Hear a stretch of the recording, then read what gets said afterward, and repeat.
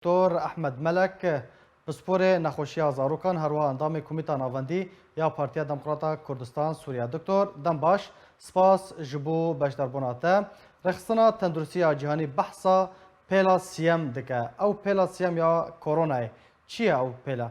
و احتمال چند پیل دن هبن حتی کو واکسینک وارد دیتن و جهان جراوشا کرونا جنخوشی کرونا رزگار ببه. قصدي كورونا او خو بردوامه يعني او نخوشيا كورونا نخوشيا فيروسا كورونا دست بكريا تقريبا تاليا صالات شويه تقريبا صالك تشيزي دست بكريا وبردوامه حتى انها او خو قط نبيه تجاري تدبر الدنيا لكن كيم زيدت بكيم نابي بجا طبعا او منظمه حالي وكنا دكن بيلاد دوي بيلاد سي بس او خو نخوشي بردوامه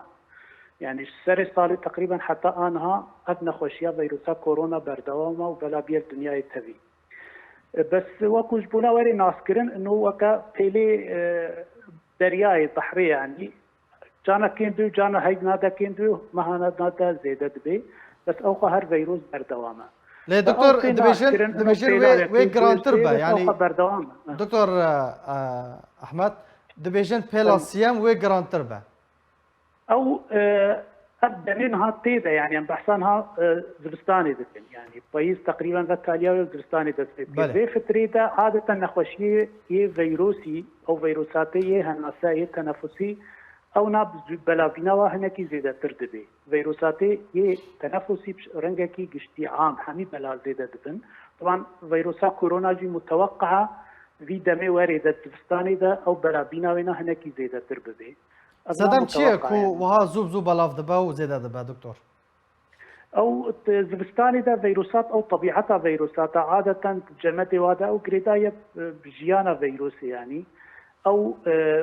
قشتر دبن الفيروسات هني وعمليات بلابينا وينا بتكي هساني تردبك او مثلا مهين تيدك الدنيا قرم بي معنوش قرمية تجي كيم نبي وقد هافيني تجي هبي وبلاد بي بس عادة زبستاني ده هناكي زيادة تردبي بس او هر بردوام وكم قلتي اريد بيلاد ناف دكي منظمة الصحة العالمية بيلا يكي دوسي بس او بردوام تما دست بكريس طاليا صارت شو اذا حتى انها ابنا خوشي هيا وبردوامه وزيادة دبي باشا دكتور بله بردوام اگر فرمو بله دكتور متخواست از بحثا فاكسينان بكم يعني قالك ناف هاتنا بلافكرن سبوتنيك يا روسيا بحثا يا امريكي دكن بحثا تشيني دكن بحثا فاكسينا كو دكتور اغور شاهين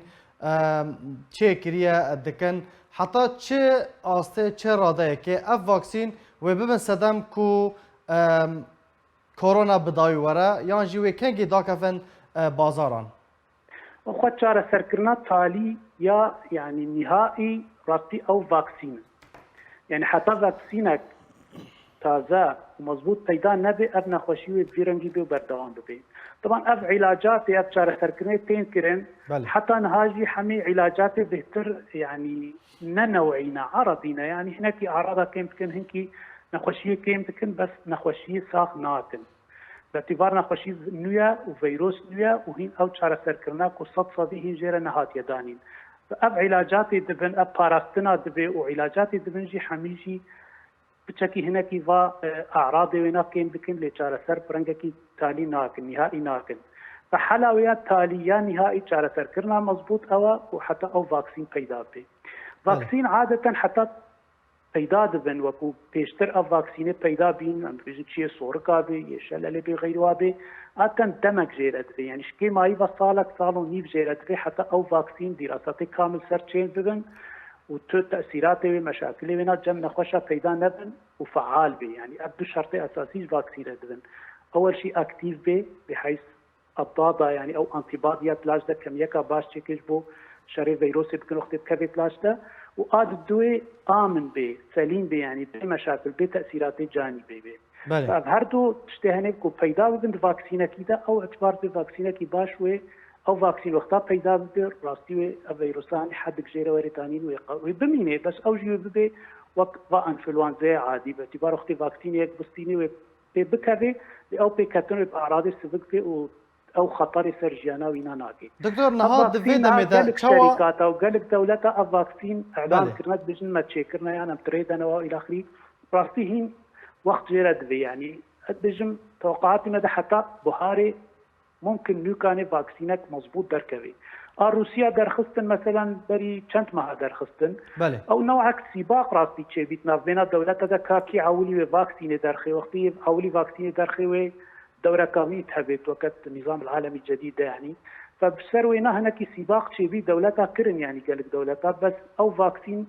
دراسات كامل سريع روسي تشي نبيه يعني هناك قالك نخوش برنا ومشاكل ودرجة ما تشي بينا اما بجن فاكسينه هي مضبوط والدو آلات شي بي او فاكسينين هاي امريكي والماني دو شركه امريكيين ها درخصنه يك امريكي الماني ويك امريكيه بله. اف شركاتين دراساتها مضبوط سرچيتكن يعني حتى بشتي سرصالي حتى نزيكي بهاري ودراساتي وتوابن وبكملن تنجي وقتها تو مشاكل ما بين ودرخن او باش بي وفاكسين يه بريطاني جي هالت شغل قدامك باش راستي اعلامي داري بحث لكن بس اي بريطاني جي دراسات مضبوط سرچيبن او جيتشو غالبا بشتي سرطالي فاب شركاتي ولي وكبوتي يجهز ثقتي ابن هني فاكسين كو ابنات دارينن وحدكش فيروسي روريداني بله.